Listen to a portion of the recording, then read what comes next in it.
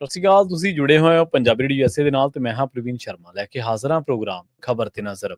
ਖਬਰ ਤੇ ਨਜ਼ਰ ਪ੍ਰੋਗਰਾਮ ਦੇ ਵਿੱਚ ਕੀ ਅਹਿਮ ਤੇ ਕੀ ਖਾਸ ਖਬਰਾਂ ਨੂੰ ਲੈ ਕੇ ਚਰਚਾ ਕਰਨ ਦੇ ਲਈ ਜੁੜ ਚੁੱਕੇ ਨੇ ਪੰਜਾਬ ਤੋਂ ਸੀਨੀਅਰ ਪੱਤਰਕਾਰ ਦੀਪਕ ਸ਼ਰਮਾ ਜਨਾਰਥਲ ਜੀ। ਸ਼ਰਮਾ ਸਤਿ ਸ਼੍ਰੀ ਅਕਾਲ, ਸਵਾਗਤ ਹੈ ਜੀ ਪੰਜਾਬੀ ਰੇਡੀਓ USA ਤੇ। ਸਤਿ ਸ਼੍ਰੀ ਅਕਾਲ ਪ੍ਰਵੀਨ ਜੀ, ਸਾਰੇ ਦਰਸ਼ਕਾਂ ਨੂੰ ਸਰੋਤਿਆਂ ਨੂੰ ਮੇਰੀ ਪਿਆਰ ਭਰੀ ਸਤਿ ਸ਼੍ਰੀ ਅਕਾਲ। ਸਤਿ ਸ਼੍ਰੀ ਅਕਾਲ ਜੀ। ਪ੍ਰੋਗਰਾਮ ਦੇ ਵਿੱਚ ਅੱਗੇ ਵਧਣ ਤੋਂ ਪਹਿਲਾਂ ਧੰਨਵਾਦ ਕਰਦੇ ਚੱਲੀਏ ਸਪਾਂਸਰਸ ਦਾ ਜਿਹੜੇ ਜ਼ਰੀਆ ਬਣਦੇ ਨੇ ਇਹਨਾਂ ਪ੍ਰੋਗਰਾਮਾਂ ਨੂੰ ਤੁਹਾਡੇ ਤੱਕ ਪਹੁੰਚਾਉਣ ਦੇ ਲਈ। ਖਾਲਸਾ ਇੰਸ਼ੋਰੈਂਸ ਏਜੰਸੀ ਵਾਲੇ ਜਿਨ੍ਹਾਂ ਤੋਂ ਤੁਸੀਂ ਹਰ ਤਰੀਕੇ ਦੀ ਇੰਸ਼ੋਰੈਂਸ ਲੈ ਸਕਦੇ ਹੋ। ਇੰਸ਼ੋਰੈਂਸ ਬਾਰੇ ਪਤਾ ਕਰਨ ਦੇ ਲਈ ਇਹਨਾਂ ਦਾ ਨੰਬਰ ਹੈ 408-272-2500। ਇਹ 1992 ਤੋਂ ਲਗਾਤਾਰ ਇੰਸ਼ੋਰੈਂਸ ਬਿਜ਼ਨਸ ਦੇ ਵਿੱਚ ਸ਼ਾਨਦਾਰ ਸੇਵਾਵਾਂ ਦੇ ਰਹੇ ਨੇ ਤੇ ਅਮਰੀਕਾ ਭਰ ਦੇ ਵਿੱਚ ਇੰਸ਼ੋਰੈਂਸ ਕਰਦੇ ਨੇ। ਓਬਾਮਾ ਕੇਅਰ, ਮੈਡੀਕੇਅਰ ਜਾਂ ਫਿਰ ਕਵਰਡ ਕੈਲੀਫੋਰਨੀਆ ਬਾਬਤ ਪਾਲਿਸੀ ਕਰਵਾਉਣ ਦੇ ਲਈ ਸਲਾਹ ਲੈਣ ਦੇ ਲਈ ਅੱਜ ਹੀ ਕਾਲ ਕਰੋ 408-272-2500 ਤੇ।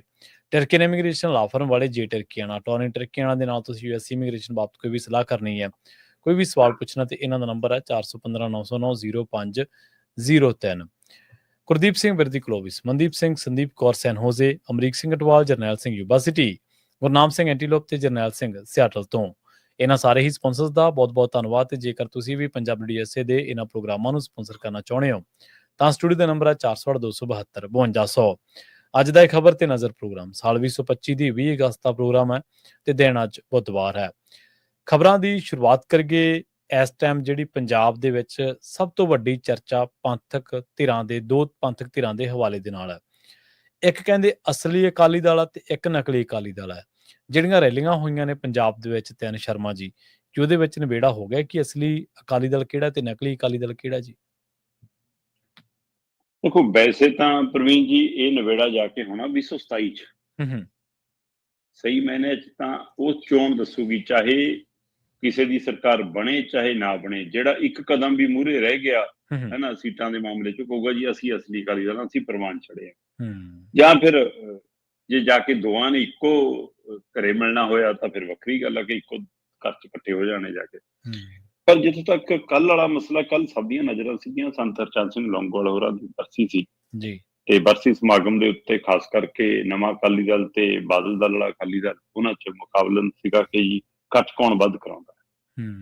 ਇਹਦੇ ਵਿੱਚ ਕੋਈ ਦੋ ਰਾਏ ਨਹੀਂ ਕਿ ਸੁਖਬੀਰ ਸਿੰਘ ਬਾਦਲ ਨੇ ਆਪਣੀ ਰੈਲੀ ਨੂੰ ਸੰਬੋਧਨ ਕਰਦਿਆਂ ਗੱਲ ਹੀ ਇੱਥੋਂ ਸ਼ੁਰੂ ਕੀਤੀ ਕਿ ਬੱਲੇ ਬੱਲੇ ਮੈਂ ਇੰਨਾ ਇਕੱਠ ਕਦੇ ਨਹੀਂ ਦੇਖਿਆ। ਤੇ ਇਹਦਾ ਮਤਲਬ ਇਹ ਸੁਨੇਹਾ ਦੇਣਾ ਚਾਹੁੰਦੇ ਸੀ ਕਿ ਸਾਡੀ ਰੈਲੀ ਚ ਵੱਡਾ ਇਕੱਠ ਹੈ। ਦੂਸਰੇ ਪਾਸੇ ਨਵਾਂ ਬਣਿਆ ਅਕਾਲੀ ਦਲ ਗਿਆਨੀ ਹਰਪ੍ਰੀਤ ਸਿੰਘ ਹੋਰਾਂ ਦੀ ਸਟੇਜ ਤੋਂ ਜਦੋਂ ਤਕਰੀਰਾਂ ਚੱਲ ਰਹੀਆਂ ਸੀ ਤਦ ਉਹਨਾਂ ਨੇ ਇਹ ਅਹਿਸਾਸ ਕਰਾਇਆ ਜਾਂ ਇਹ ਸੁਨੇਹਾ ਮੀਡੀਆ ਤੱਕ ਪਹੁੰਚਦਾ ਕੀਤਾ ਕਿ ਸਾਡੇ ਕੋਲ ਇਕੱਠ ਉਹਨਾਂ ਨਾਲੋਂ 5 ਗੁਣਾ ਜ਼ਿਆਦਾ। ਹੁਣ ਜੋ ਸੱਚਾਈ ਹੈ ਉਹ ਇਹ ਹੈ ਕਿ ਬਾਦਲ ਧਿਰ ਨੇ ਜਿੱਥੇ ਪੰਡਾਲ ਲਾਇਆ ਸੀ ਉੱਥੇ ਉਹਨਾਂ ਨੇ ਲਾਈਆਂ ਸੀ ਕੁਰਸੀਆਂ ਤੇ ਕੁਰਸੀ ਲੱਗੀ ਸੀ 4000। ਤੇ ਚਲੋ ਆਪਾਂ ਮੰਨ ਲਈਏ ਕਿ 1000 ਖੰਡ ਬੰਦਾ ਬੈਠ ਗਿਆ, ਮਤਲਬ ਕਿ ਬਿਨਾਂ ਕੁਰਸੀਆਂ ਤੋਂ ਵੀ, ਹੈ ਨਾ। ਚਲੋ 1000 ਖੰਡ ਖੜਾ ਵੀ ਲਾ ਲਓ ਤੁਸੀਂ ਕਿ 6000 ਬੰਦਾ ਸੀ ਜੀ। ਤੇ ਜੇ 6000 ਬੰਦਾ ਸੀ ਉਹਨਾਂ ਕੋਲ ਤਾਂ ਮਤਲਬ ਜੇ ਉਹਦਾ 5 ਗੁਣਾ ਕਰੀਏ ਫਿਰ ਤਾਂ 30000 ਬੰਦਾ ਬਣਦਾ ਜੀ, ਮਤਲਬ ਕਿ ਹੈ ਨਾ ਜਿਹੜੇ ਨਵੇਂ ਅਕਾਲੀ ਦਲ ਕੋਲ। ਪਰ ਮੰਨਿਆ ਜਾ ਰਿਹਾ ਕਿ ਉਧਰ 12-15 ਹਜ਼ਾਰ ਬੰਦਾ ਹੈਗਾ ਸੀ।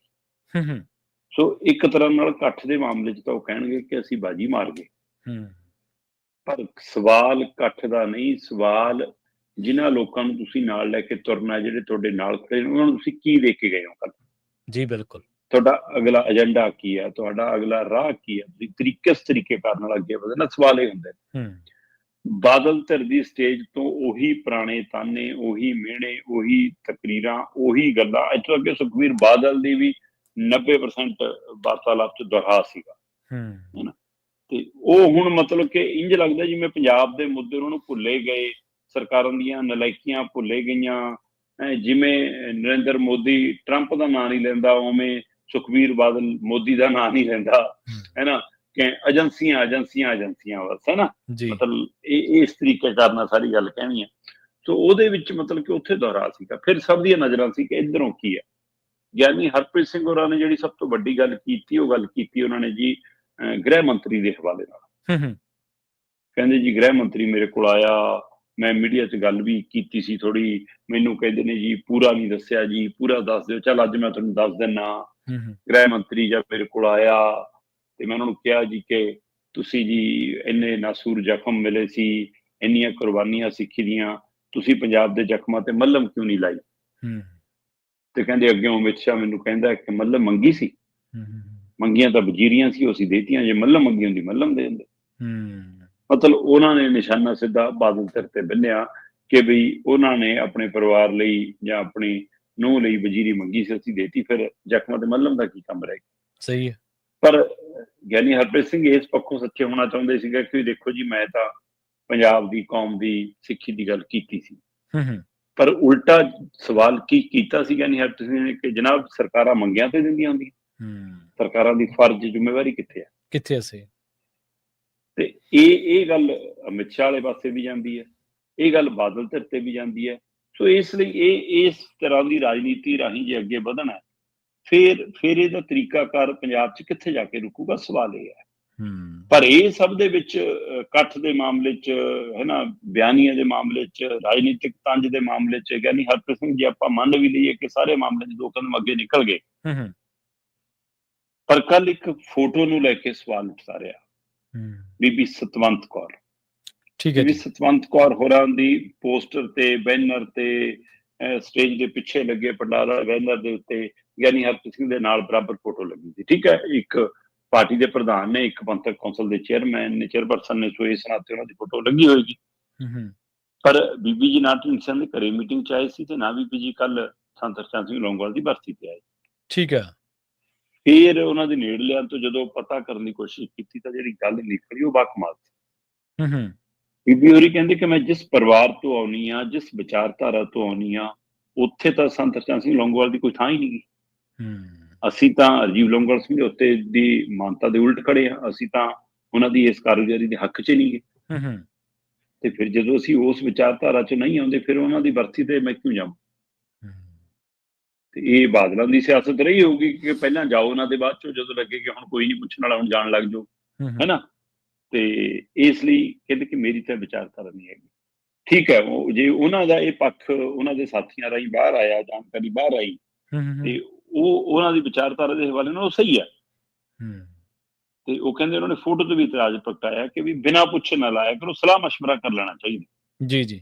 ਚਲੋ ਉਹ ਭਾਵਨਾਤਮਕ ਤੌਰ ਤੇ ਲੱਗ ਗਈ ਹੋਊਗੀ, ਆਪਾਂ ਉਹ ਗੱਲ ਤੇ ਨਾ ਜਾਈਏ। ਗੱਲ ਤਾਂ ਸਿਰਫ ਇਹ ਹੈ ਕਿ ਅਜੇ ਤਾਂ ਸ਼ੁਰੂਆਤ ਹੈ ਨਵੇਂ ਅਕਾਲੀ ਦਲ ਦੀ, ਅਜੇ ਤਾਂ ਪੈਂਡਾ ਬਹੁਤ ਲੰਬਾ ਹੈ।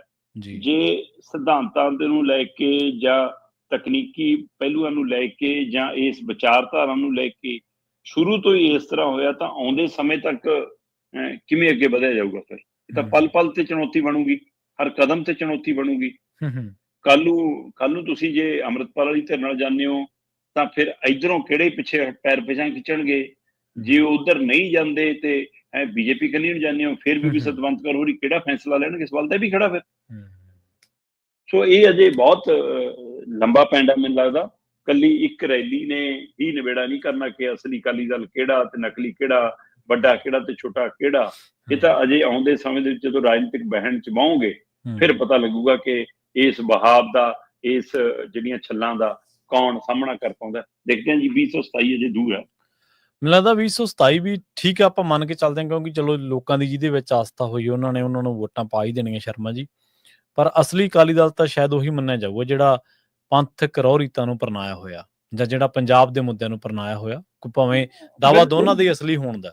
ਜੀ ਬਿਲਕੁਲ, ਉਹ ਪਹਿਲੂ ਤਾਂ ਹੈਗਾ ਹੀ ਹੈਗਾ। ਨਾਲ ਸ਼੍ਰੋਮਣੀ ਕਮੇਟੀ ਦੀ ਚੋਣ ਬਹੁਤ ਅਹਿਮੀਅਤ ਰੱਖੂਗੀ। ਸਹੀ ਹੈ, ਬਿਲਕੁਲ ਜੀ।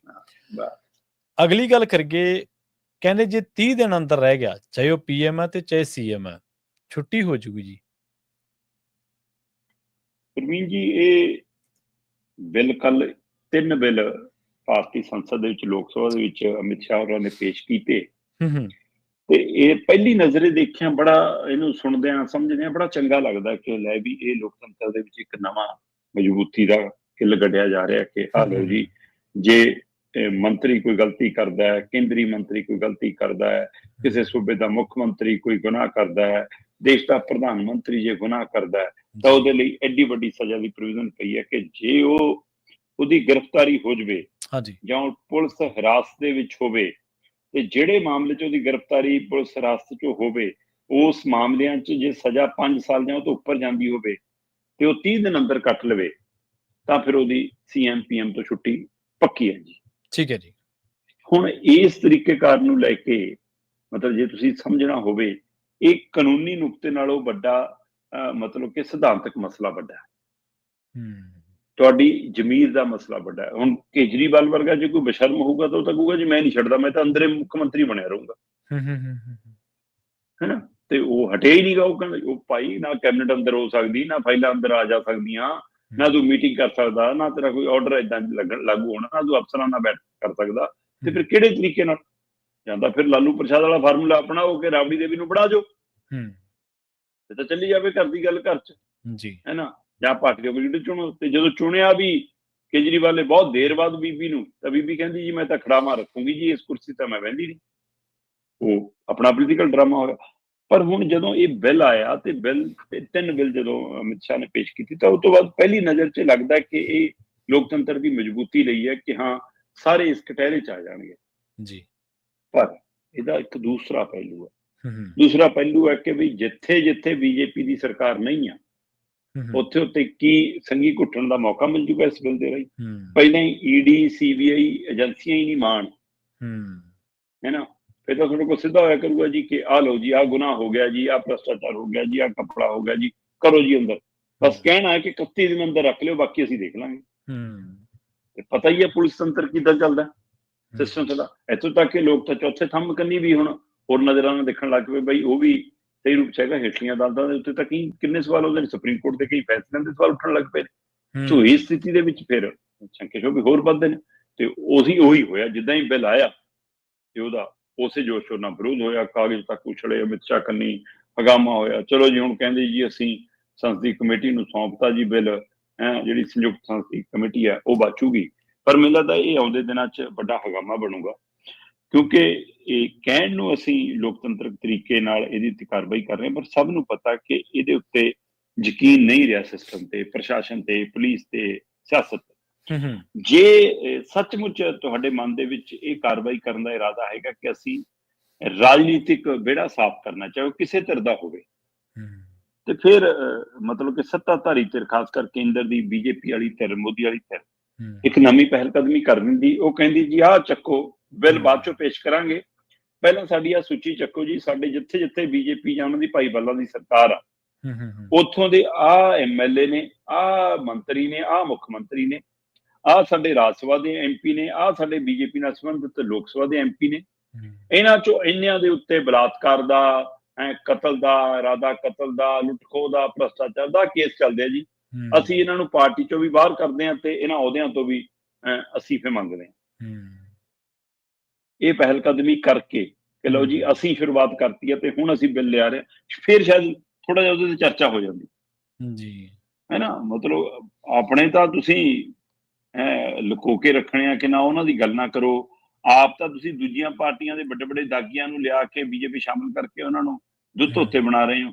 ਤੇ ਫਿਰ ਕਿਵੇਂ ਯਕੀਨ ਕੀਤਾ ਜਾਵੇ ਕਿ ਤੁਹਾਡਾ ਕਿ ਇਹਦੇ ਤਹਿਤ ਤੁਸੀਂ ਰਾਜਨੀਤੀ ਨਹੀਂ ਕਰੋਗੇ ਜਾਂ ਵਿਰੋਧੀਆਂ ਨੂੰ ਡਰਾਉਣ ਦੀ, ਮਤਲਬ ਅਗਲੀ ਵਾਰ ਜਿਹਦੀ ਲੱਗਿਆ ਕਰੇ ਹਵਾ ਬਣਦੀ ਹੈ ਚੱਕ ਲਓ ਉਹਨੂੰ, ਕਰਾ ਲਓ ਕਾਰਵਾਈ। ਕੀ ਇਸ ਤਰੀਕੇ ਕਾਰਨ ਨਾਲ ਰਾਜਨੀਤੀ ਦੇ ਵਿੱਚ ਹੋਰ ਗੰਧਲਾਪਣ ਨਹੀਂ ਆਊਗਾ? ਇਸ ਦੇ ਨਾਲ ਬੇਸ਼ੱਕ ਇਹਦੇ ਉੱਤੇ ਚਰਚਾ ਵੀ ਹੋਣੀ ਆ ਜੀ, ਬਹਿਸ ਵੀ ਹੋਣੀ ਆ, ਔਰ ਲੰਮੀ ਵੀ ਚੱਲ ਸਕਦੀ ਹੈ। ਦੇਸ਼ ਦੀਆਂ ਨਜ਼ਰਾਂ ਵੀ ਇਹਦੇ ਲੱਗ ਗਈਆਂ ਨੇ। ਕੁਝ ਰਾਜਨੀਤਿਕ ਮਾਹਰ ਇਹ ਵੀ ਸਮਝਣ ਲੱਗੇ ਨੇ ਕਿ ਕਿਤੇ ਇਹਦੇ ਪਿੱਛੇ ਵੋਟ ਚੋਰੀ, ਵੋਟ ਸੁਧਾਈ, ਬਿਹਾਰ ਦੀ ਯਾਤਰਾ, ਵਿਰੋਧੀ ਧਿਰ ਦਾ ਉਭਾਰ, ਉਹਨਾਂ ਦੀ ਚਰਚਾ, ਬਿਹਾਰ 'ਚ ਨਤੀਸ਼ ਦਾ ਖੁੰਝੇ ਲੱਗਣਾ, ਹੈ ਨਾ, ਇਹ ਸਾਰਾ ਕੁਝ, ਜਾਂ ਉਹਨਾਂ ਦਾ ਵੀ ਕਿਤੇ ਰੰਗ ਨਾ ਬਟਾ ਲੈਣ, ਉਹ ਵੀ ਕਿਸੇ ਹੋਰ ਪਾਸੇ ਨਾ ਚਲੇ ਜਾਣ, ਚੰਦਰ ਬਾਬੂ ਨਾਇਡੂ ਵਰਗੇ ਨਾ ਕਿਤੇ ਕੋਈ ਸਟੈਂਡ ਲੈ ਜਾਣ। ਇਹ ਸਾਰੇ ਫਿਕਰ ਕਿ ਉਹਨਾਂ ਤੋਂ ਧਿਆਨ ਹਟਾਉਣ ਲਈ ਦੇਸ਼ ਦਾ ਵੀ ਤੇ ਰਾਜਨੀਤਿਕ ਦਲਾਂ ਦਾ ਵੀ ਇਸ ਤਰ੍ਹਾਂ ਦੀ ਕਾਰਵਾਈ ਹੈ, ਇਹ ਵੀ ਚਰਚਾ ਚੁੱਕੀ ਹੈ ਜੀ। ਬਿਲਕੁਲ। ਨਾਲੇ ਆਪਾਂ ਨੂੰ ਪਤਾ ਹੀ ਹੈ ਕਿ ਇਹਨਾਂ ਨੇ ਮੁੱਖ ਮੰਤਰੀ ਜਿਹੜਾ ਚੱਕਿਆ ਸੀ, ਸ਼ਾਇਦ ਸ਼ਿਬੂ ਸੋਰੇਨ ਸੀ, ਝਾਰਖੰਡ ਦਾ ਮੁੱਖ ਮੰਤਰੀ। ਇਹਨਾਂ ਨੇ ਕਾਫੀ ਉਹਨੂੰ ਖੱਜਲ ਖੁਆਰ ਕੀਤਾ। 10 ਲੱਖ ਦੇ ਘੁਟਾਲੇ ਦੀ ਜਿਹੜੀ ਗੱਲ ਸੀਗੀ। ਹੋਰ ਵੀ ਇਨ ਫਿਊਚਰ ਦੇ ਵਿੱਚ ਤਾਂ ਸ਼ਰਮਾ ਜੀ ਭਵਿੱਖ ਦੇ ਵਿੱਚ ਤੇ ਇਹ ਵੀ ਹੋਊਗਾ ਵੀ ਜਿਹਦੀ ਪਾਰਟੀ ਕੋਈ ਨਹੀਂ ਗੱਠਜੋੜ ਕਰਦੀ ਕੇਂਦਰ ਦੇ ਨਾਲ, ਜਿਹੜੀ ਵੀ ਧਿਰ ਸੱਤਾ ਦੇ ਵਿੱਚ, ਤੇ ਉਹਦੇ ਘਰੇ ਏਜੰਸੀਆਂ ਭੇਜ ਕੇ ਰੇਡ ਮਰਵਾ ਦਿਆ ਕਰਨਗੇ। ਅਸਲ ਦੇ ਵਿੱਚ ਸ਼ਰਮਾ ਜੀ ਗੱਲ ਇਹ ਆ, ਪੋਲੀਟੀਕਲ ਰਿਫਾਰਮਸ ਤੇ ਸਖਤ ਕਾਨੂੰਨ, ਇਹ ਦੋ ਅੱਡੋ-ਅੱਡ ਚੀਜ਼ਾਂ। ਬਿਲਕੁਲ। ਪੋਲੀਟੀਕਲ ਰਿਫਾਰਮ ਦੀ ਜ਼ਰੂਰਤ ਹੈ ਇੰਡੀਆ ਦੇ ਵਿੱਚ। ਪੋਲੀਟੀਕਲ ਰਿਫਾਰਮਸ ਤੋਂ ਭਾਵ ਕਿ ਜੇਕਰ ਕੋਈ ਬੰਦਾ ਕਿਸੇ ਮਾਮਲੇ ਦੇ ਵਿੱਚ ਕਨਵਿਕਟਡ ਹੋ ਗਿਆ, ਉਹ ਸਦਾ ਲਈ ਅਯੋਗ ਕਰਾਰ ਦਿੱਤਾ ਜਾਵੇ ਚੋਣ ਲੜਨ ਲਈ। ਪ੍ਰਵੀਨ ਜੀ ਤੁਸੀਂ ਇਹ ਦੇਖੋ ਹਾਂਜੀ ਕਿ ਜਿਹੜੇ ਸਾਡੇ ਸੰਵਿਧਾਨ ਘਾੜੇ ਨੇ, ਸੰਵਿਧਾਨ ਨਿਰਮਾਤਾ ਨੇ, ਹੈ ਨਾ, ਹਾਂਜੀ, ਉਹਨਾਂ ਨੇ ਉਸ ਸਮੇਂ ਇਹ ਮੱਦ ਕਿਉਂ ਨਹੀਂ ਸ਼ਾਮਲ ਕੀਤੀਆਂ? ਇਹਨਾਂ ਨੂੰ ਤੁਸੀਂ ਸੋਚ ਕੇ ਸ਼ਾਮਲ ਕਰ ਰਹੇ ਹੋ, ਉਹਨਾਂ ਨੂੰ ਪਤਾ ਸੀਗਾ ਜੀ। ਨਹੀਂ, ਉਹਨਾਂ ਨੂੰ ਸ਼ਾਇਦ ਉਹ ਇੰਨੇ ਪਾਕ ਪਵਿੱਤਰ ਸੀ, ਇੰਨੇ ਸਾਫ਼ ਦਿਲ ਸੀ, ਇੰਨੇ ਮਤਲਬ ਕਿ ਸਪਸ਼ਟ ਸੀ, ਉਹਨਾਂ ਨੂੰ ਲੱਗਦਾ ਸੀ ਕਿ ਇਹ ਸਹੁਦਿਆਂ ਤੇ ਆ ਕੇ ਲੋਕ ਥੋੜਾ ਜਿਹਾ ਕੁਝ ਕਰ ਲੈਣਗੇ। ਉਹਨਾਂ ਦੀ ਇਹ ਉਮੀਦ ਸੀ ਕਿ ਮੁੱਖ ਮੰਤਰੀ, ਪ੍ਰਧਾਨ ਮੰਤਰੀ ਤੱਕ ਜਿਹੜੇ ਪਹੁੰਚਣਗੇ ਉਹ ਤਾਂ ਬੜੇ ਸਪਸ਼ਟ, ਇਮਾਨਦਾਰ, ਸੱਚੇ ਬੰਦੇ ਹੋਣਗੇ ਕਿ ਇਹੋ ਜਿਹੇ ਠੱਗਾਂ ਚੋਰਾਂ ਨੂੰ ਥੋੜਾ ਮੁਲਕ ਚੁਣੂਗਾ। ਮਤਲਬ ਉਹ ਤਾਂ ਸ਼ਾਇਦ ਇਸ ਭਾਵਨਾ ਨੂੰ ਰੱਖਦੇ ਹੋਣਗੇ, ਤਾਂ ਇੱਥੋਂ ਤੱਕ ਦੀਆਂ ਨਹੀਂ ਆਈਆਂ ਜੀ ਕਿ ਉਹਨਾਂ ਨੂੰ ਸਜ਼ਾ ਵੀ ਹੋਊਗੀ, ਕੁਛ ਹੋਊਗੀ ਉਹਦਾ ਮਤਲਬ। ਸੋ ਇਸ ਤਰੀਕਾਕਾਰ ਨੂੰ ਸਮਝਣ ਦੀ ਲੋੜ ਹੈ ਕਿ ਕਿਵੇਂ ਮਤਲਬ ਕਿ ਮੌਕੇ ਦੇ ਹਿਸਾਬ ਨਾਲ ਅਸੀਂ ਸੰਵਿਧਾਨ ਨਾਲ ਇਹੋ ਜਿਹੀ ਛੇੜਖਾਨੀ ਕਰ ਰਹੇ ਹਾਂ, ਹੈ ਨਾ। ਜਿਸ ਤਰੀਕੇਕਾਰ ਨੂੰ ਆਪਣੇ, ਜਦੋਂ ਤਾਂ ਆਪਣੇ ਤਰੀਕੇ ਕਰਨਾ ਬਦਲਣਾ, ਫਿਰ ਤਾਂ ਸੰਵਿਧਾਨ ਮੂਹਰੇ ਆ, ਉਹ ਅਸੀਂ ਸੰਵਿਧਾਨ ਦਾ ਜ਼ਿਕਰ ਨਹੀਂ ਕਰਨਾ, ਉਹ ਸਾਡੀ ਆਪਣੀ RSS ਵਾਲੀ ਪਾਲਿਸੀ ਚੱਲੂਗੀ। ਸੋ ਇਹ ਜਿੱਥੇ ਜਿਹੜਾ ਫਾਰਮੂਲਾ ਫਿੱਟ ਬੈਠਦਾ ਉੱਥੇ ਉਹ ਫਾਰਮੂਲਾ ਫਿੱਟ ਕਰਨ ਦੀ ਕੋਸ਼ਿਸ਼ ਹੋ ਰਹੀ ਹੈ। ਮੈਨੂੰ ਲੱਗਦਾ ਇਹ ਵੱਡਾ ਮੁੱਦਾ ਬਣੂਗਾ ਆਉਂਦੇ ਸਮੇਂ। ਜੀ ਬਿਲਕੁਲ। ਤੇ ਅਗਲੀ ਗੱਲ ਕਰੀਏ ਆਪਾਂ ਸਿਆਸਤ ਦੇ ਜਨਾਜ਼ੇ ਦੀ, ਕਹਿੰਦੇ ਹਰਿਆਣਾ ਦੇ ਵਿੱਚ ਵੀ ਲੈਂਡ ਪੂਲਿੰਗ ਪਾਲਿਸੀ ਆ ਗਈ ਹੈ। ਪਰਵੀਨ ਜੀ, ਇਹ ਲਗਭਗ ਪੰਜਾਬ ਵਾਲੀ ਪਾਲਿਸੀ ਦੇ ਮਗਰੇ ਤੁਰੀ ਆ ਰਹੀ ਸੀ, ਪਰ ਇਹਦੀ ਚਰਚਾ ਨਹੀਂ ਹੋ ਪਾ ਰਹੀ ਸੀ। ਤੇ ਹਰਿਆਣਾ ਦੇ ਵਿੱਚ ਕਿਸਾਨ ਜਥੇਬੰਦੀਆਂ ਵੱਲੋਂ ਵੀ ਕੋਈ ਉਹੀ ਜੀ ਵੱਡੀ ਪਹਿਲਕਦਮੀ ਨਹੀਂ ਹੋ ਪਾਈ ਸੀ, ਜਾਂ ਇਹਦਾ ਵਿਰੋਧ ਨਹੀਂ, ਜਾਂ ਮਤਲਬ ਕਿ ਹਰਿਆਣਾ ਅੰਡਰਸਟੈਂਡ ਕਰਦਾ ਕਿ ਠੀਕ ਆ, ਪਹਿਲਾਂ ਗੁੜਗਾਉਂ ਸਾਰਾ ਸਾਡੀਆਂ ਜ਼ਮੀਨਾਂ ਤੇ ਹੀ ਬਣਿਆ, ਦਿੱਲੀ ਦਾ ਆਊਟਰ ਏਰੀਆ ਸਾਰੀਆਂ ਜ਼ਮੀਨਾਂ ਤੇ ਹੀ ਬਸਿਆ, ਤੇ ਚਲੋ ਜੀ ਇਹ ਉਸ ਨੂੰ ਡਿਵੈਲਪਮੈਂਟ ਮਾਡਲ ਚ ਕੀ ਪਹਿਲੂ ਹੈ ਤਾਂ ਹਰਿਆਣਾ ਦੇ ਕਿਸਾਨ ਜ਼ਿਆਦਾ ਪੁੱਤ ਨਾਲੋਂ ਬਿਹਤਰ ਸਮਝਦੇ ਨੇ। ਹਾਂਜੀ। ਪਰ ਪਾਲਿਸੀ ਜਿਹੜੀ ਆਈ ਉਹ ਲਗਭਗ ਅੱਗੇ ਪਿੱਛੇ ਹੀ ਆਈ, ਤੇ ਆਪਣੇ ਜਦੋਂ ਆਪਣੇ 2 ਬਿੱਲ ਪਾਸ ਕੀਤੇ ਵਿਧਾਨ ਸਭਾ ਨੇ ਇਹਨੂੰ ਲੈ ਕੇ, 2 ਨੋਟੀਫਿਕੇਸ਼ਨ ਕੀਤੇ, ਤੇ ਉਸ ਤੋਂ ਬਾਅਦ ਹੀ ਲਗਭਗ ਹਰਿਆਣਾ ਦੀ ਲੈਂਡ ਪੂਲਿੰਗ ਪਾਲਿਸੀ ਆ ਗਈ। ਤੇ ਪੰਜਾਬ ਦੇ ਵਿੱਚ ਇੱਕ ਪਾਸੇ ਰਾਜਨੀਤਿਕ ਧਿਰਾਂ ਨੇ ਝੰਡਾ ਚੱਕ ਲਿਆ, ਦੂਸਰੇ ਪਾਸੇ ਕਿਸਾਨ ਜਥੇਬੰਦੀਆਂ ਮੈਦਾਨ ਚ ਲਿੱਤਰ ਆਈਆਂ, ਤੀਜਾ ਕੁਝ ਮਾਮਲਾ ਅਦਾਲਤ ਚ ਪਹੁੰਚ ਗਿਆ ਜਿੱਥੋਂ ਵੀ ਝਾੜਾ ਵੀ ਖਾਣੀਆਂ ਪਈਆਂ। ਹਰਿਆਣੇ ਦਾ ਵੀ ਬਿਲਕੁਲ ਉਸੇ ਤਰ੍ਹਾਂ ਮਾਮਲਾ ਅਦਾਲਤ ਚ ਪਹੁੰਚ ਗਿਆ, ਤੇ ਇਸ ਦੇ ਨਾਲ ਹੀ ਚਰਚਾ ਚ ਆ ਗਈ। ਪਰ ਤੁਸੀਂ ਕਮਾਲ ਦਾ ਰੰਗ ਦੇਖੋ ਕਿ ਕੈਸੀ ਬੇਸ਼ਰਮ ਸਿਆਸਤ ਹੈ। ਪੰਜਾਬ ਦੇ ਵਿੱਚ ਆਮ ਆਦਮੀ ਪਾਰਟੀ ਸੱਤਾ ਚ ਹੈ, ਤੇ Aam Aadmi party land pooling ਦਾ ਗੁਣਗਾਨ ਵੀ ਕਰਦੀ ਰਹੀ, ਤੇ ਜਦੋਂ ਵਾਪਸ ਲਈ ਤਾਂ ਵੀ ਇਹ ਕਹਿ ਕੇ ਵਾਪਸ ਲਈ ਕਿ ਅਸੀਂ ਤਾਂ ਕਿਸਾਨ ਹਿੱਤਾਂ ਚ ਲਿਆਏ ਸੀ, ਜੇ ਕਿਸਾਨ ਨੂੰ ਨਹੀਂ ਸਮਝ ਆਈ ਜਾਂ ਨਹੀਂ ਇਹ ਸਮਝਣਾ ਚਾਹੁੰਦੇ, ਜਾਂ ਇਹਨਾਂ ਨੂੰ ਲੱਗਦਾ ਸੀ ਇਹਨਾਂ ਦੇ ਹਿੱਤਾਂ ਨੂੰ ਧਿਆਨ ਚ ਰੱਖਦੇ ਵਾਪਸ ਲੈ ਰਹੇ। ਤੇ ਪੰਜਾਬ ਚ ਲੈਂਡ ਪੂਲਿੰਗ ਦਾ ਰਾਜਨੀਤਿਕ ਜੇਕਰ ਸਭ ਤੋਂ ਜ਼ਿਆਦਾ ਉੱਚੀ ਹੋਕਾ ਦੇ ਕੇ ਬੜੇ ਮਨਾਰ ਤੇ ਚੜ ਕੇ ਕੋਈ ਚੀਕਾ ਮਾਰੇ ਤਾਂ BJP ਵਾਲੇ ਮਾਰ ਰਹੇ ਸੀ ਕਿ ਲਓ ਜੀ ਅਸੀਂ ਤਾਂ ਧਰਤੀ ਤੇ ਜੀ ਪੈਦਲ ਤੁਰ ਪਾਂਗੇ, ਯਾਤਰਾ ਕਰ ਲਾਂਗੇ, ਫਤਿਹ ਰੈਲੀ ਵੀ ਕਰ ਲਈ ਜੀ, ਆਹ ਕਰਤਾ ਜੀ, ਬੜਾ ਫਿਕਰ। ਮਤਲਬ ਪੰਜਾਬ ਤੇ ਹਰਿਆਣਾ ਤਸੀਰ ਪੱਖੋਂ ਵੀ, ਸੱਭਿਆਚਾਰ ਪੱਖੋਂ ਵੀ, ਰਹਿਣ ਸਹਿਣ ਖਾਣ ਪੀਣ ਪੱਖੋਂ ਵੀ ਇੱਕ ਹੈ ਤੇ ਇੱਕ ਸੂਬਾ ਰਿਹਾ ਹੈ ਨਾ। ਤੇ ਐਂ ਕੰਧ ਟੱਪਦੇ ਹੀ ਪਰਲੇ ਪਾਸੇ BJP ਦੀ ਸਰਕਾਰ ਹੈ ਜੀ, ਤੇ ਉੱਥੇ ਭਾਈ ਸਾਡੇ ਵਾਲੇ ਪੰਜਾਬ ਵਾਲੇ BJP ਵਾਲੇ ਜਾ ਕੇ ਸਮਝਾਇਆ ਉਹਨਾਂ ਨੂੰ ਕਿ ਭਾਈ ਇਹ ਤਾਂ ਬਹੁਤ ਖਤਰਨਾਕ ਪਾਲਿਸੀ ਹੈ, ਅਸੀਂ ਤਾਂ ਪੰਜਾਬ 'ਚ ਤਾਂ ਬਹੁਤ ਵਿਰੋਧ ਕੀਤਾ, ਵਾਪਸ ਲੈ ਲਓ। ਸਹੀ ਹੈ, ਕਿਉਂ ਨਹੀਂ ਸਮਝਾਉਂਦੀ ਹੈ ਲੀਡਰਸ਼ਿਪ? ਤੇ ਦੂਸਰੇ ਪਾਸੇ ਉੱਥੇ ਜੇਕਰ ਕੋਈ ਸਭ ਤੋਂ ਵੱਧ ਵਿਰੋਧ ਕਰ ਰਿਹਾ ਤਾਂ ਆਮ ਆਦਮੀ ਪਾਰਟੀ ਦਾ ਲੀਡਰ ਨੂੰ ਮੈਂ ਕੱਲ ਸੁਣ ਰਿਹਾ ਸੀ, ਕਹਿੰਦਾ ਜੀ ਪਿੰਡ ਉੱਜੜ ਜਾਣਗੇ ਸਾਡੇ, ਛੋਟੇ ਕਿਸਾਨ ਮਾਰਿਆ ਜਾਊਗਾ ਸਾਡਾ। ਉਹ ਭਰਾਵਾ ਤੇਰੇ ਉਰੇ ਵਾਲੇ ਤਾਂ ਕਹਿੰਦੇ ਜੀ ਪਾਲਿਸੀ ਉਹ ਬਹੁਤ ਵਧੀਆ ਸੀ, ਤੂੰ ਉਹਨਾਂ ਦੀ ਕਿਉਂ ਨਹੀਂ ਸੁਣਦਾ? ਸੋ ਕੈਸੀ ਸਿਆਸਤ ਹੈ ਕਿ ਉਰੇ ਜਿਹੜੀ ਧਿਰ ਸੱਤਾ ਚ ਹੈ ਉਹ ਪਾਲਿਸੀ ਲਿਆ ਰਹੀ ਹੈ, ਤੇ ਜਿਹੜੀ ਬਾਹਰ ਬੈਠੀ ਹੈ ਨਾ 3 ਚ ਨਾ 13 ਚ ਨਾ ਵਿਰੋਧੀ ਧਿਰਾਂ ਚ, ਉਹ ਕਹਿੰਦੀ ਵੀ ਅਸੀਂ ਸਭ ਤੋਂ ਵੱਧ ਵਿਰੋਧ ਕਰਾਂਗੇ। ਹਰਿਆਣੇ ਚ ਉਹ ਪਾਰਟੀ ਦੀ ਸਰਕਾਰ ਹੈ, ਤੇ ਜਿਹੜੀ ਉਰੇ ਸਰਕਾਰ ਹੈ ਉਹ ਉੱਥੇ ਵਿਰੋਧੀ ਧਿਰ ਚ ਨਾ ਕੱਸ ਜੋ ਕਹਿੰਦੀ ਨਾ ਜੀ ਅਸੀਂ ਵਿਰੋਧ ਕਰਾਂਗੇ। ਮਤਲਬ ਇਹ ਸਿਆਸੀ ਜਨਾਜ਼ਾ ਹੈ, ਇਹਦਾ ਮਤਲਬ ਤੁਹਾਡਾ ਸਿਧਾਂਤ ਕੋਈ ਨਹੀਂ, ਤੁਸੀਂ ਸਿਰਫ ਮੌਕੇ ਦੀ ਨਜਾਕਤ ਨੂੰ ਦੇਖ ਕੇ ਰਾਜਨੀਤੀ ਕਰ ਰਹੇ ਹੋ। ਸੋ ਮੈਨੂੰ ਲੱਗਦਾ ਕਿ ਪੰਜਾਬ ਦੇ ਵਿੱਚ ਜਿਵੇਂ ਲੈਂਡ ਪੂਲਿੰਗ ਪਾਲਿਸੀ ਵਾਪਸ ਹੋਈ ਆ, ਇਹਦਾ ਵਿਰੋਧ ਹੋਇਆ, ਖਾਸ ਕਰਕੇ 3 ਖੇਤੀ ਕਾਨੂੰਨ ਵਾਪਸ ਕਰਾਉਣ ਤੋਂ ਬਾਅਦ, ਜਿਵੇਂ ਦੇਸ਼ ਦਾ ਕਿਸਾਨ ਇਸ ਗੱਲੋਂ ਚੇਤਨ ਹੋਇਆ ਕਿ ਜ਼ਮੀਨ ਨਹੀਂ ਜਾਣ ਦੇਣੀ। ਹੋ ਸਕਦਾ ਹੁਣ ਹਰਿਆਣਾ 'ਚ ਵੀ ਇਹ ਹੁਣ ਵੱਡਾ ਮੁੱਦਾ ਬਣ ਜਾਵੇ, ਇਹਦੇ ਉੱਤੇ ਕੋਈ ਮਤਲਬ ਅੰਦੋਲਨ ਆਉਂਦੇ ਸਮੇਂ 'ਚ ਤੁਸੀਂ ਦੇਖਣ ਨੂੰ ਮਿਲ ਜਾਵੇ, ਤੇ ਉੱਥੇ ਵੀ ਵੱਡਾ ਵਿਰੋਧ ਸ਼ੁਰੂ ਹੋ ਸਕਦਾ, ਖਾਸ ਕਰ ਪੰਜਾਬ ਵਾਲੀ ਪਾਲਿਸੀ ਵਾਪਸ ਲੈਣ ਤੋਂ ਬਾਅਦ ਤੇ ਹੁਣ ਆ ਚਰਚਾਵਾਂ ਉੱਠਣ ਤੋਂ ਬਾਅਦ। ਜੀ, ਤੇ ਉਧਰ ਦਿੱਲੀ ਦੀ ਮੁੱਖ ਮੰਤਰੀ ਤੇ ਕਹਿੰਦੇ ਹਮਲਾ ਹੋ ਗਿਆ ਜੀ, ਥੱਪੜ ਥੁੱਪੜ ਵੱਜ ਗਿਆ। ਬਿਲਕੁਲ ਜੀ, ਜਿੱਦਾਂ ਹੀ ਇਹ ਖਬਰ ਆਈ ਸੀ ਤਾਂ ਖਬਰ ਤਾਂ ਇਹੀ ਆਈ ਸੀ ਕਿ ਦਿੱਲੀ ਦੇ ਮੁੱਖ ਮੰਤਰੀ ਦੇ ਉੱਤੇ ਹਮਲਾ ਕਰਦਿਆਂ ਕਿਸੇ ਨੇ ਥੱਪੜ ਮਾਰਿਆ, ਤੇ ਪਰ ਸ਼ਾਮ ਢਲਦਿਆਂ ਤੱਕ ਖੁਦ ਦਿੱਲੀ ਦੇ ਮੁੱਖ ਮੰਤਰੀ ਰੇਖਾ ਗੁਪਤਾ ਨੇ ਆਪਣੇ ਟਵੀਟ ਰਾਹੀਂ ਜੋ ਜਾਣਕਾਰੀ ਦਿੱਤੀ, ਜਾਂ ਉਹਨਾਂ ਦੀ ਲੀਡਰਸ਼ਿਪ ਨੇ ਦੱਸਿਆ, ਜਾਂ ਪੁਲਿਸ ਕਹਿ ਰਹੀ ਹੈ ਜਿਸ ਤਰੀਕੇ ਕਾਰਨ, ਉਹਦੇ ਵਿੱਚੋਂ ਕਿਹਾ ਜਾ ਰਿਹਾ ਕਿ ਥੱਪੜ ਤਾਂ ਨਹੀਂ ਵੱਜਿਆ, ਉਹ ਕਹਿੰਦੇ ਕਿ ਇਹ ਭੀੜ ਦਾ ਫਾਇਦਾ ਚੱਕ ਕੇ, ਮਿਲਣ ਵਾਲਿਆਂ ਦਾ ਫਾਇਦਾ ਚੱਕ ਕੇ ਇੱਕ ਵਿਅਕਤੀ ਜਦੋਂ ਨੇੜੇ ਗਿਆ ਤੇ ਉਸਨੇ ਬਾਂਹ ਤੋਂ ਫੜ ਕੇ ਇੰਨੀ ਜ਼ੋਰ ਨਾਲ ਖਿੱਚਿਆ ਰੇਖਾ ਗੁਪਤਾ ਨੂੰ ਕਿ ਉਹਨਾਂ ਦਾ ਸਿਰ ਮੇਜ਼ ਨਾਲ ਵੱਜਾ ਜੀ ਤੇ ਸਿਰ ਦੇ ਵਿੱਚ ਕਹਿੰਦੇ ਜੀ ਕਾਫੀ ਗਹਿਰੀ ਸੱਟ ਹੈ, ਗੁੱਝੀ ਸੱਟ ਹੈ। ਸੋ ਇਸ ਲਈ ਉਹਨਾਂ ਨੂੰ ਨਾਰਮਲ ਹੋਣ ਨੂੰ ਟਾਈਮ ਲੱਗਿਆ ਤੇ ਫਿਰ ਸ਼ਾਮ ਨੂੰ ਉਹਨਾਂ ਨੇ ਉਹ ਗੱਲ ਸਾਹਮਣੇ ਲਿਆਂਦੀ। ਹੁਣ ਉਹ ਕੁਝ ਫੁਟੇਜ ਸਾਹਮਣੇ ਆ ਰਹੀਆਂ, CCTV ਫੁਟੇਜ ਆ ਰਹੀ ਜੀ, ਜੋ ਇੱਕ ਦਿਨ ਪਹਿਲਾਂ ਵੀ ਉਸ ਇਲਾਕੇ ਦੀ ਘਰਾਂ ਦੀ ਰੇਕੀ ਰੁਕੀ ਕਰਦਾ ਦਿਖ ਰਿਹਾ ਹੈ। ਤੇ ਦੂਸਰੇ ਪਾਸੇ ਮਤਲਬ ਕਿ ਆਮ ਆਦਮੀ ਪਾਰਟੀ ਦੇ ਨਾਲ ਜੋੜ ਕੇ ਵੀ ਅਸੀਂ ਇੱਕ ਫੋਟੋ ਜਾਰੀ ਕੀਤੀ ਗਈ ਹੈ। BJP ਵੱਲੋਂ ਦਮ ਭਰਿਆ ਗਿਆ ਕਿ ਗੁਜਰਾਤ ਦਾ ਜਿਹੜਾ ਇੱਕ MLA ਹੈ ਜੀ, ਹੈ ਨਾ, ਗੋਪਾਲ ਇਟਾਲੀਆ ਕੀ ਹੈ ਜੀ, ਹੈ ਨਾ, ਇਟਾਲੀਆ, ਉਹਦੇ ਨਾਲ ਇਹਦੀ ਫੋਟੋ ਹੈ। ਤੇ ਹੁਣ ਉੱਥੇ ਦਾ MLA ਵੀ ਸਾਹਮਣੇ ਆ ਗਿਆ ਗੁਜਰਾਤ ਦਾ, ਉਹਨੇ ਵੀ ਟਵੀਟ ਦੇ ਉੱਤੇ ਆਪਣੀ ਪੋਸਟ ਪਾਈ, ਕਹਿੰਦਾ ਵੀ ਆਹ ਰੀਲ ਹੈ ਇੱਕ ਜਾਂ ਆਹ ਵੀਡੀਓ ਹੈ ਇੱਕ ਜਿਹਦੇ ਵਿੱਚੋਂ ਸਕਰੀਨਸ਼ਾਟ ਕੱਢੇ ਗਏ ਨੇ, ਇਹਦੇ ਵਿੱਚ ਮੈਂ ਦਿਖਦਾ ਉਹ ਬੰਦਾ ਨਹੀਂ ਹੈ, ਉਹਦੀ ਐਡਿਟ ਕਰਕੇ ਫੋਟੋ ਜੋੜੀ ਆ ਤਰੀਕਾ ਕਰ। ਉਹ ਕਹਿ ਰਿਹਾ ਕਿ ਮੇਰੇ ਨਾਲ ਧੱਕੇ ਨਾਲ ਇਹਨੂੰ ਜੋੜ ਕੇ ਬਣਾ ਕੇ ਦਿਖਾਇਆ ਜਾ ਰਿਹਾ ਜਦੋਂ ਕਿ ਮੇਰੇ ਨਾਲ ਨਹੀਂ ਹੈਗਾ। ਸੋ ਇਸ ਤਰੀਕੇ ਘਰ ਦੀ ਬਹਿਸ ਤੁਰ ਪਈ ਹੈ। ਪਰ ਸਵਾਲ ਇੱਕ ਇਹ ਹੈ ਕਿ ਜਿਹੜੇ ਇਸ ਮੌਕੇ ਮਤਲਬ ਜੇ ਆਪਾਂ ਦੇਖੀਏ ਇਸ ਤਰ੍ਹਾਂ ਲੀਡਰਾਂ ਦੇ ਉੱਤੇ, ਖਾਸ ਕਰ ਵੱਡੇ ਲੀਡਰਾਂ ਦੇ ਉੱਤੇ ਜੇ ਹਮਲਿਆਂ ਦੀ ਕਵਾਇਦ ਦੇਖੀਏ ਤਾਂ ਲਗਭਗ ਸਭ ਤੋਂ ਵੱਧ ਜੇਕਰ ਚਰਚਾ ਹੋਈ ਸੀ ਤਾਂ ਉਹ ਜਰਨੈਲ ਸਿੰਘ ਵੱਲੋਂ ਪੀ ਚਿਦੰਬਰਮ ਵੱਲ ਜਦੋਂ ਜੁੱਤਾ ਉਛਾਲਿਆ ਗਿਆ ਉਸ ਦੀ ਹੋਈ ਸੀ ਜੀ। ਤੇ ਉਸ ਤੋਂ ਬਾਅਦ ਜਰਨੈਲ ਸਿੰਘ MLA ਵੀ ਬਣੇ ਤੇ ਉਹ ਪਹਿਲੂ ਬਿਲਕੁਲ ਵੱਖਰਾ ਸੀ ਸਾਰੇ ਹਮਲਿਆਂ ਚੋਂ। ਠੀਕ ਹੈ। ਇੱਕ ਤਾਂ ਜੁੱਤਾ ਮਾਰਿਆ ਨਹੀਂ ਸੀ, ਜੁੱਤਾ ਉਛਾਲਿਆ ਸੀ ਉਸ ਦੇ ਵੱਲ।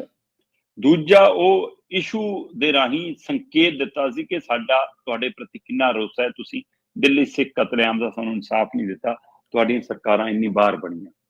ਉਹ ਰੋਸਾ ਪ੍ਰਗਟਾਉਣ ਦਾ ਇੱਕ ਨਵੇਕਲਾ ਤਰੀਕਾ ਮੰਨਿਆ ਗਿਆ। ਉਸ ਤੋਂ ਬਾਅਦ ਬਾਦਲਾਂ ਕੰਨੀ ਵੀ ਜੁੱਤੇ ਸਿੱਟੇ ਗਏ, ਹਮਲੇ ਹੋਏ, ਕੇਜਰੀਵਾਲ ਦੇ ਉੱਤੇ ਛਾਈ ਸਿੱਟੋ ਜੀ, ਹੈ ਨਾ, ਆਹ ਕਰ ਲੋ ਜੀ, ਥੱਪੜ ਮਾਰ ਦੋ ਜੀ, ਆਹ ਕਰ ਦੋ, ਬੜਾ ਕੁਛ ਹੋਇਆ। ਹੁਣ ਉਸ ਨੂੰ ਲੋਕ ਚੋਣ ਸਟੰਟ ਨਾਲ ਜੋੜ ਕੇ ਵੀ ਦੇਖਦੇ ਰਹੇ ਕਿ ਜੀ ਚੋਣਾਂ ਦੇ ਨੇੜੇ ਹੈ ਜੀ, ਇਸ ਲਈ ਚੋਣਾਂ ਨੇ ਮੂਰੇ ਤਾਂ ਇਹ ਹਮਲੇ ਹੋ ਰਹੇ ਨੇ, ਆਪ ਕਰਾਤੇ ਜੀ, ਰਾਜਨੀਤਿਕ ਚਾਲਬਾਜ਼ੀ, ਬੜੀਆਂ ਗੱਲਾਂ। ਹੁਣ ਜਦੋਂ ਰੇਖਾ ਗੁਪਤਾ ਤੇ ਹਮਲਾ ਹੋਇਆ ਤਦ ਨਾ ਤਾਂ ਕੋਈ ਇਹੋ ਜਿਹਾ ਭਾਵਨਾਤਮਕ ਮੁੱਦਾ ਕਿ ਤੁਸੀਂ ਕੋਈ ਸੰਕੇਤ ਦੇ ਰਹੇ ਹੋ ਜੀ, ਦਿੱਲੀ ਦੀ ਮੁੱਖ ਮੰਤਰੀ ਦਾ ਗੁਜਰਾਤ ਨਾਲ ਕੋਈ ਅਜਿਹਾ ਤਾਲੁਕਾਤ ਹੈ ਨਾ, ਨਾ ਹੀ ਉਸ ਮਤਲਬ ਕਿ ਕੋਈ ਮੂਰੇ ਚੋਣਾਂ ਖੜੀਆਂ ਕਿ ਰੇਖਾ ਗੁਪਤਾ ਨੇ ਕੋਈ ਨਿੱਜੀ ਸਿੱਧਾ ਫਾਇਦਾ ਲੈਣਾ। ਸੋ ਜੇ ਦੋਏ ਪਹਿਲੂ ਨਹੀਂ ਬਣਦੇ ਫਿਰ ਇਹਦਾ ਮਤਲਬ ਇਹ ਪਹਿਲੂ ਕੀ ਹੈ ਕਿ ਉਹ ਭਾੜੇ ਦਾ ਟੱਟੂ ਹੈ, ਕਿ ਉਹਦਾ ਕੋਈ ਨਿੱਜੀ ਮਸਲਾ ਹੈ, ਕਿ ਰੇਖਾ ਗੁਪਤਾ ਜਦੋਂ ਆਪਣੇ ਵਿਦਿਆਰਥੀ ਜੀਵਨ ਤੋਂ ਲੈ ਕੇ ਰਾਜਨੀਤਿਕ ਜੀਵਨ 'ਚ ਵਿਚਰਦੀ ਸੀ ਉਸ ਸਮੇਂ ਜਿਵੇਂ ਉਹ ਦਬੰਗ ਸੀ, ਕਿਸੇ ਨਾਲ ਲੜ ਪਈ, ਕਿਸੇ ਨੂੰ ਬੋਲਤੀ, ਬੜਬੋਲੀ, ਆਹ ਕਰਤਾ ਉਹ ਕਰਤਾ, ਕੋਈ ਉਸ ਸਮੇਂ ਦਾ, ਕਿਉਂਕਿ 41 ਸਾਲ ਦਾ ਉਹ ਬੰਦਾ ਹੈ ਤੇ ਗੁਜਰਾਤ ਨਾਲ ਸੰਬੰਧ, ਚਲੋ ਇਹ ਵੀ ਸ਼ੁਕਰ ਹੈ ਗੁਜਰਾਤ ਨਾਲ ਸੰਬੰਧ ਤਾਂ ਮੈਂ ਸਭ ਤੋਂ ਪਹਿਲਾਂ ਨਾ ਹੀ ਦੇਖਿਆ ਕਿ ਭਰਾਵਾ ਹੈ ਕਿੱਥੇ ਵਾਲਾ, ਹੈ ਨਾ, ਤੇ ਨਹੀਂ ਤਾਂ ਪਤਾ ਨਹੀਂ ਫਿਰ ਇਹ ਕਿੱਧਰ ਨੂੰ ਲੈ ਜਾਂਦੇ ਨੇ ਸਾਰੀਆਂ ਗੱਲਾਂ। ਸੋ ਇਸ ਤਰੀਕਾਕਾਰ ਦਾ ਮਤਲਬ ਅਜੇ ਇਹ ਸਪਸ਼ਟ ਨਹੀਂ ਗਾ ਕਿ ਉਹਦੇ ਪਿੱਛੇ ਕਾਰਨ ਕੀ ਹੈ। ਕੁਝ ਲੋਕ ਕਹਿੰਦੇ ਜੀ ਉਹ ਡੌਗ ਲਵਰ ਹੈ ਜੀ, ਉਹਦਾ ਰੋਸਾ ਤਾਂ ਮਤਲਬ ਬਈ ਕੁੱਤਿਆਂ ਦੇ ਮਾਮਲੇ 'ਚ ਫੈਸਲਾ ਤਾਂ ਅਦਾਲਤ ਨੇ ਕੀਤਾ, ਰੇਖਾ ਗੁਪਤਾ ਨੇ ਥੋੜਾ ਕੀਤਾ। ਸਹੀ ਹੈ। ਤੋ ਇਸ ਲਈ ਇਹਦੇ ਪਿੱਛੇ ਕਾਰਨ ਕੀ ਹੈ ਜੇ ਸਪਸ਼ਟ ਨਹੀਂ ਹੈ, ਪਰ ਅਗਲੀ ਨੂੰ ਹੁਣ Z+ ਸੁਰੱਖਿਆ ਹੋਰ ਤਕੜੀ ਮਿਲਣ ਜਾ ਰਹੀ ਹੈ, ਇਹ ਤਾਂ ਹੈ। ਜੀ ਜੀ।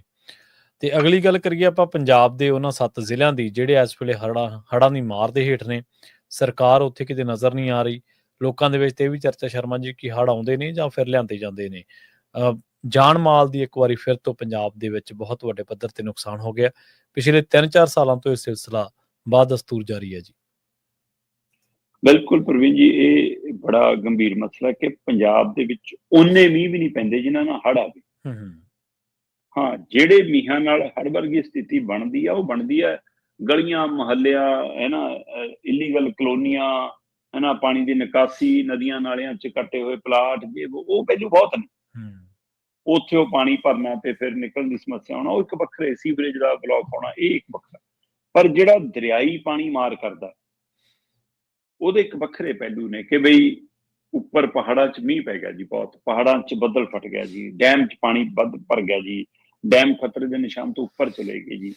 ਮਤਲਬ ਅਸੀਂ ਟੈਕਨੋਲੋਜੀ ਦੇ ਸਿਖਰ ਤੇ ਬੈਠੇ ਹਾਂ।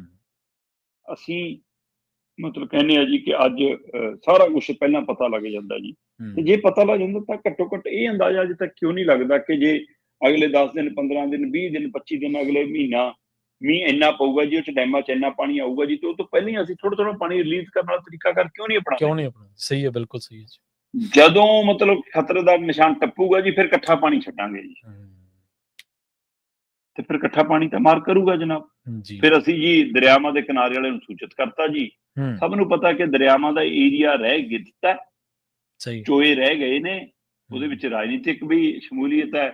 ਨਦੀਆਂ ਨਾਲਿਆਂ ਨੂੰ ਕਬਜ਼ਾ ਕਰਨਾ, ਚੋਇਆਂ ਦੀ ਸਫਾਈ ਸਮੇਂ ਸਿਰ ਨਾ ਕਰਨਾ, ਉਹਨਾਂ ਲਈ ਰਾਹ ਨਾ ਛੱਡਣਾ, ਦਰਿਆਵਾਂ ਦਾ ਏਰੀਆ ਮੱਲ ਲੈਣਾ, ਤੇ ਫਿਰ ਨਤੀਜਾ ਜੀ ਲੋਕਾਂ ਦੇ ਘਰ-ਬਾਰ ਵੀ ਢਹਿ ਰਹੇ ਨੇ, ਲੋਕਾਂ ਦੇ ਘਰਾਂ 'ਚ ਪਾਣੀ ਵੜਿਆ। ਉਹਦੇ ਵਿੱਚ ਜਿੱਥੇ ਸਾਡੀਆਂ ਆਪਣੀਆਂ ਲੋੜਾਂ ਤੇ ਇੱਛਾਵਾਂ ਜ਼ਿੰਮੇਵਾਰ ਨੇ, ਉੱਥੇ ਸਰਕਾਰਾਂ ਬੋੜਦੀਆਂ ਹੀ ਨਹੀਂ ਜੀ ਹੁਣ ਤਾਂ।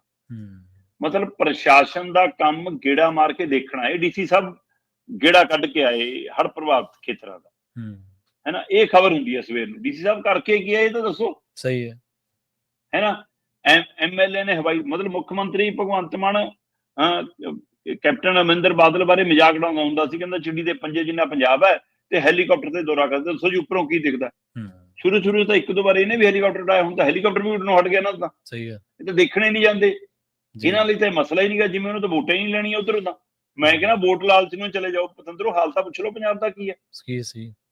ਲਗਭਗ 6 ਤੋਂ 7 ਜ਼ਿਲ੍ਹੇ, ਹਜ਼ਾਰਾਂ ਏਕੜ ਫਸਲ ਤਬਾਹ ਹੈ ਨਾ, ਲੋਕਾਂ ਦਾ ਜੀਣਾ ਦੁਰਭਰ ਹੈ, ਖਾਣ ਪੀਣ ਤੋਂ ਮੁਹਤਾਜ ਵਾਲੀ ਸਥਿਤੀ ਹੈ, ਤੇ ਇਹਦੇ ਬਾਵਜੂਦ ਵੀ ਸਰਕਾਰ ਕਿਤੇ ਨਜ਼ਰ ਨਹੀਂ ਆਈ ਜੀ।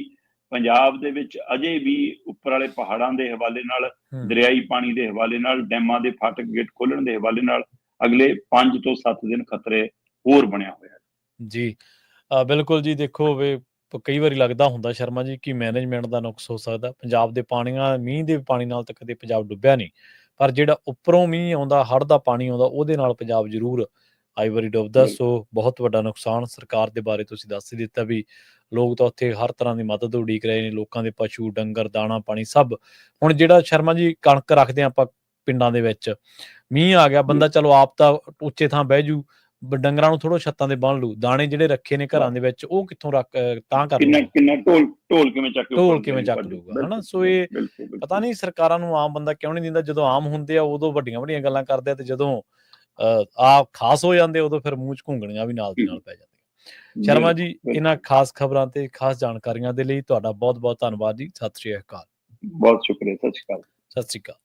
ਪ੍ਰੋਗਰਾਮ ਖਬਰ ਤੇ ਨਜ਼ਰ ਨੂੰ ਆਪਾਂ ਇੱਥੇ ਸਮਾਪਤ ਕਰਾਂਗੇ। ਪੰਜਾਬੀ ਰੇਡੀਓ USA ਦੇ ਉੱਤੇ ਪ੍ਰੋਗਰਾਮਾਂ ਦਾ ਸਿਲਸਿਲਾ ਲਗਾਤਾਰ ਜਾਰੀ ਹੈ। ਜੁੜੇ ਰਹੋ ਪੰਜਾਬੀ ਰੇਡੀਓ USA ਦੇ ਨਾਲ। ਤੁਹਾਡਾ ਸਾਰਿਆਂ ਦਾ ਬਹੁਤ ਬਹੁਤ ਧੰਨਵਾਦ। ਸਤਿ ਸ਼੍ਰੀ ਅਕਾਲ।